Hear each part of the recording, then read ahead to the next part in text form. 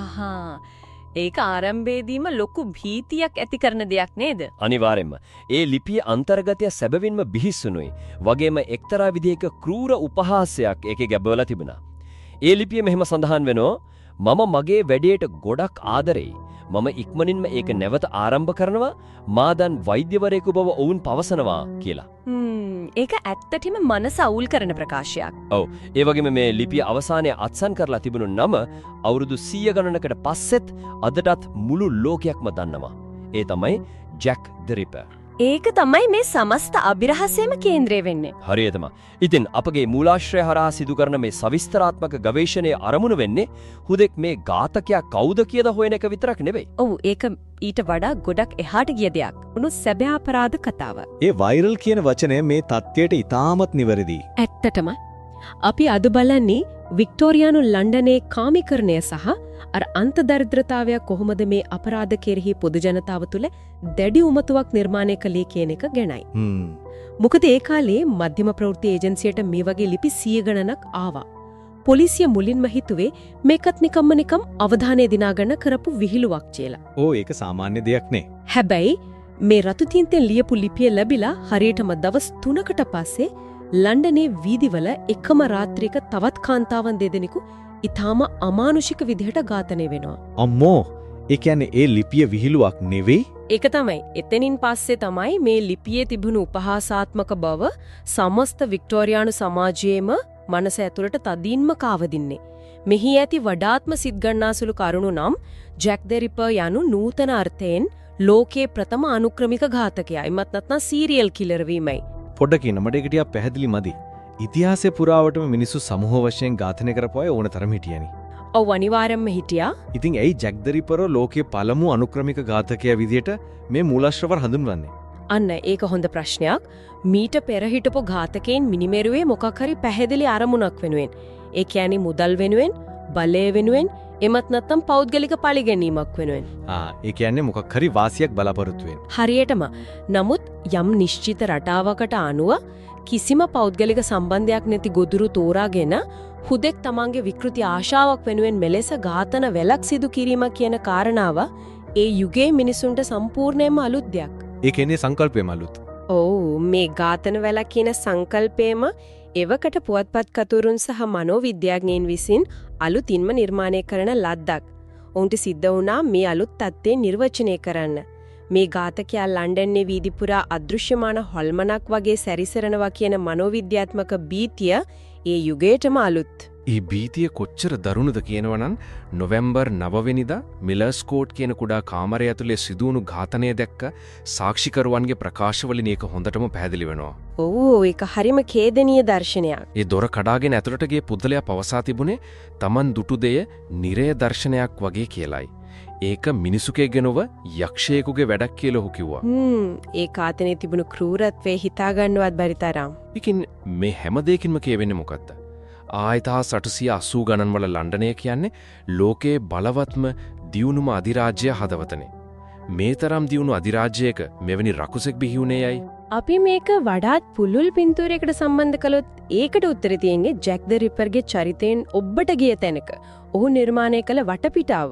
ඒ කියන්නේ 1880 ගණන් වල ලන්ඩන් නගරය ඇතුලේ. ඒ පරිසරය ගැන කතා කරන එක ගොඩාක් වැදගත්. ලන්ඩනය යනු එවකට මිලියන 4-6 අතර ජනගහනක් සිටි ලෝකයේ විශාලතම නගරය. එහි එක්පසෙක අසීමිත ධනයක් තිබුණා. සුවිශාල මන්දිර, බැංකු එහෙම තුණා. ඒත් අනෙක් පැත්තේට හාත්පසින්ම වෙනස් නේද?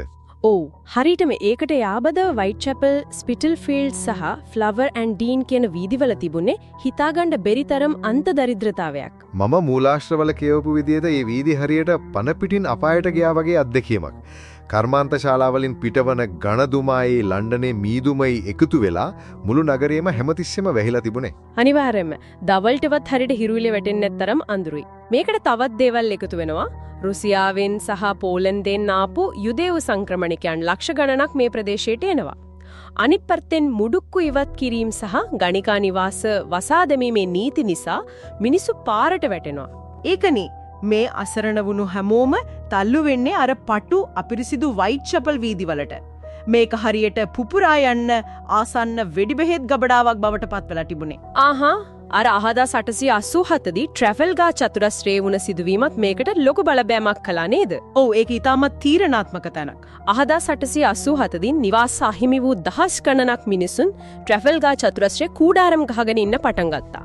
මේක මධ්‍යම පන්තියට ලොකු තර්ජනයක් වුණා. ඒකනේ ඊට පස්සේ පොලිසිය මැදිහත් වුණා. ඔව් ශ්‍රීමත් චාල්ස් වොරන් යටතේ හිටපු පොලිසිය විසින් මෙය ඉතා ක්‍රූර ලෙස මර්ධනය කළා. අශ්වාරෝහක බටයින් ලවා මිනිසුන්ට පහර දීලා පන්නා දැම්මා. මේක ඉතිහාසයේ හැඳින්වෙන්නේ බ්ලඩි සන්ඩේ එමත් නැත්නම් ලේ වැගිරුණු ඉරිදා විදිහටයි. ඉතින් මේ මිනිස්සු ආයෙත් ඇවිත් පිරුණේ අර වයිට් චැපල් වල අඳුරු වීදිවලටමයි. මේව පොලිසිය දිහා බැලුවේ තමන්ව ආරක්ෂා කරන පිරිසක් විදිහට නෙවෙයි. හරියටම පුවත්පත් සහ මධ්‍යම පන්තිය මේ අන්ත දුගී ප්‍රදේශ දුටුවේ අපරාධ සහ සදාචාරාත්මක වසංගතයක් බෝ කරන තැනක් ලෙසයි. ඒත් කාල් මාක්ස් වගේ අය මේක දැක්කේ ධනවාදයේ කුණු වී යාමක් සහ විප්ලවයේ තෝතැන්නක් විදිහට නේද? ඔව් එහෙම මතයක්ත් තිබුණා. නමුත් සාමාන්‍ය ජනතාව ජැක් ද රිපර්ව දුටුවේ මේ නවීන කාර්මික ශිෂ්ටාචාරයේ කුණු වී ගිය අඳුරු අතුරුපලයක් විසයි. මෙන්න මෙතන තමයි කතාව ඇත්තටම රසවත් වෙන්නේ. නගරයේ දරිද්‍රතාවය ගැන අපි කතා කළානේ. ඒත් පුවත්පත් සෑම විටම ඝාතකයා ගැනම කතා කරමින් මේ දරිද්‍රතාවයේ නියම ගොදුරු දවතපත් වූ කාන්තාවන්ගේ සැබෑ ජීවිත කතා සම්පූර්ණයෙන්ම අමතක කළා. ඒක ඇත්තටම කනගාටුදායක තත්ත්වයක්. ඔව් අගෝස්තු 7 වෙනිදා මාර්තා ටැබ්‍රම් කියන කාන්තාව 39 වතාවක් පිහියෙන් යන ඝාතනය වුණා. ඒත් පුවත්පත්වලට අවශ්‍ය වූ ආකර්ෂණීය බවක් එයාට නොතිබුණු නිසා ඒ ගැන වැඩි අවධානයක් යොමු වුණේ නැහැ. පුවත්පත් හෙව්වේ විකුණ ගන්න පුළුවන් කතා විතරයි. ඒක තමයි. නමුත් පෝලි නිකල්ස්ගේ ජීවිත කතාව මීට වඩා ගොඩක් ඛේදනීයයි. එගේ කතාව හරියට චාල්ස් ඩිකන්ස්ගේ නවකතාවක ඔලිවර් ට්විස්ට් වැනි චරිතයක් අගාධයට වැටිනව වගේ අත්දැකීමක්. පෝලිගේ කතාව ඇත්තගෙම සම්පූර්ණ වික්ටෝරියානු පීඩිත කාන්තාවකගේම ඛේදාවාචකයක්. ඇය උපතින්ම පාරට වැටිනු කෙනෙකු නෙමේ. ඇය අගුළු හදන්නෙකුඩේ දියනයක්. ඒ කියන්නේ හොඳ පවුල් පසුබිමක් තිබිලා තියෙනවා. ඔව් පසු ඇය මුද්‍රණ ශිල්පියෙකු සමග විවාහ වී දරුවන් 5 දෙනෙකු සිට ඉතා ගෞරවනීය මවක් විදිහට ජීවත් වුණා. එතකොට කොහොමද ඇය මේ වගේ තත්වයකට පත්වෙන්නේ? ඇගේ ජීවිතේ කඩා වැටෙන්නේ සැමියාගේ අනියම් සම්බන්ධය සහ ඇය දැඩි ලෙස මත්පැන් වලට ඇබ්බැහි වීම නිසායි. පවුල කැඩී ගියට පස්සේ ඇය ට්‍රැෆල්ගාර් චතුරස්‍රයේ නිවාස අහිමිව ඉබාගාතේ යන තත්වයටපත් වුණා. ඒ කියන්නේ අර බ්ලඩි සන්ඩේ සිද්ධිය වුණ කාලෙදීම වගේ. හරියටම. පසුව ඇය ආගමික පවුලක රැකියාවට ගියත් අර මත්පැන් ඇබ්බැහි නිසා ඇයට ඒක කරගෙන යන්න බැරි වුණා. ඇය ඒ ගෙදරින් ඇඳුම් සොරකම් කරගෙන පලා ගියා. ඉතින් මේකෙන් ඇය නැවතත් වැටෙන්නේ අර වයිට් චැපල් අඳුරු වීදිවලටමයි. මෙතෙන්දී වැදගත් දෙයක් අපි තේරුම් ගන්න ඕනේ. වික්ටෝරියානු සමාජයේ ගණිකාව කියන පදේ ඊටා ව්‍යාකෝල සංකල්පයක්. ඒ කාලේ ගණිකාවන් 8000ත් 80000ත් අතර සංඛ්‍යාවක් හිගියා කියලා පැවසෙනවා. ඒ ගණන් දෙක අතර ලොකු පරතරයක් තියෙනවානේ. ඒකනේ. විවාහ නොවි පිරිමියෙකු සමග ජීවත් වීම පවා එලෙස ලේබල් වීමට ප්‍රමාණවත් වුණා. පෝලි කියන්නේ වෘත්තීය ගණිකාවක් නෙවෙයි, ඇය හුදෙක් රාත්‍රිය ගත කිරීමට මුදල් සෙව්ව අසරණ කාන්තාවක් පමණයි. එගේ අවසාන රාත්‍රිය, ඒ කියන්නේ අගෝස්තු 31 වෙනිදා අලුයම ගැන බැලුවොත්, ඒ අසරණකම අපිට හොඳටම පේනවා. එදා රෑ පොලිට නවාතැන් පොලට ගෙවීමට පෙන්සි 3ක්වත් තිබුණේ නැහැ. ඒක ඇත්තටම හද කම්පා කරවන දෙයක්. ඒ වෙනුවට ඇය අලුතින්ගත් කළු පැහැති තොප්පියක් පැළඳ සිටියා.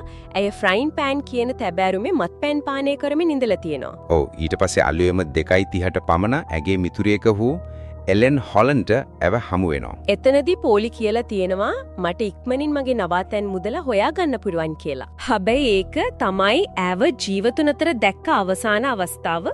අලුයම 3:40ට බක්ස්රෝ වීදියේදී චාල්ස් ලෙච්මියා සහ රොබර්ට් පෝල් කියන අයට ඇගේ මලසිරුර හමු වෙනවා. මේ ඝාතනය කොච්චර දරුණුද කිව්වොත් වෛද්‍ය ලෙවලින් විසින් සිදු කළ මරණ පරීක්ෂණයේදී හෙළිවුණා ඇගේ ගෙල කනේ සිට කනට කපා දමා තිබුණා කියලා. ඒ වගේම උදරේ සම්පූර්ණයෙන් මේරා දමා තිබුණා. මේකෙන් හරිම වැදගත් ප්‍රශ්නයක් මතුවෙනවා. මොකද? මෙතරම් රුධිරයේ වැగిරුණු ඝාතනයක් සිදු කරලා ඝාතකයා කිසිවෙකුටත් නොපෙනී අතුරුදහන් වූයේ කෙසේද කියන එක. අනිවාර්යෙන්ම ඇඳුම් පුරාම ලේ ගෑවිලා තියන්න එපයි. අන්න ඒකයි. හැබැයි වයිට් චැපල් ප්‍රදේශයේ තිබු මස්කඩ සහ සතුන් මරණ ස්ථාන විශාල ප්‍රමාණයක් තිබුණා. ඒ නිසා ලේ තැවරුණු ඇක්ප්‍රින් පැලඳි මිනිසුන් රාත්‍රියේ පවා වීදිවල ගමන් කිරීම ඉතාමත් සාමාන්‍ය දසුනක්. ඒ කියන්නේ ලේ පෙරාගත්තු කෙනෙක් පාරේ යනවා දැක්කාම කාටවත් ඒක අස්වාභාවික දෙයක් උනේ නැහැ. හරියටම ඝාතකයාට මේ කාර්යබහුලත්වයේ සහ අපිරිසිදුකම තුළ පහසුවෙන් සැඟවීමට හැකි වුණා. මේ මුළු කතාවම සාරාංශගත කරලා බැලුවාම අපිට පේනවා ජැක් ද රිපර් යනු හුදෙක් එක් අද්භූත පුද්ගලයෙකුගේ අපරාධයක් පමණක් නෙවෙයි කියලා. ඕ මේක වික්ටෝරියානු ලන්ඩනේ දැවන්ත කාර්මීකරණය අන්ත දරිද්‍රතාවේ සහ පන්ති පරතරය විසින් තනාදුන් වේදිකාවක රංගදක්කුණුන් සාමූහික සමාජීක හේදවචයක් එක්. ඒක ඇත්ත. අදටත් ලෝකයේ පුරා මිනිසුම් මේ සැබෑ අපරාධ එහෙමත් නැත්නම් ට්‍රූ ක්‍රයිම් කතා කෙරෙහි මෙතරම ඇලුම් කරන්නේ ඇයි කියලා අපි පොඩ්ඩක් හිතලා බලන්න ඕන. ඒක අපේ මානසිකත්වයට එක්ක බැඳුණු දෙයක්. එදා වික්ටෝරියානු ජනතාව මෙම අද අපද මෙවැනි කතාවලින් අපගේම නූතන සමාජයේ ඇති සැඟවුණු බිය සහ අනාරක්ෂිත බව නිරූපණය කරගන්නව විය හැකියයි. අනිවාර්යයෙන්ම මේවයින් පේන්නේ සමාජයේම තියෙන අඳුරු පැතිකඩක්. ඒ වගේම මේ මූලාශ්‍රවල සාකච්ඡා නොකලා නමුත් ඉන් ගොඩ නැගෙන ගැඹුරු ප්‍රශ්නයක් තියෙනවා. ඒ ගැන මදක් සිතා බලන්න. ජැක් ද රිපර් ලෝකයේ පළමු වෛරල් අනුක්‍රමික ඝාතකයා නම් පුවත්පත් කතුවරුන් හුදෙක් මේ අපරාධය වාර්තා කළ පමණක්ද? ඒක ඊටමත් ප්‍රබල ප්‍රශ්නයක්. නැතහොත් තමන්ගේ පුවත්පත් අලවිය වැඩි කර ගැනීම සඳහා අඳුරේ සැරිසරන මේ රාක්ෂයාගේ පුරාවෘත්තයේ ඔවුන් විසින්ම සමාජීය මනස තුල නිර්මාණය කළාද? ඒක අදටත් නොවිසඳුණු ලොකු අභිරහසක්.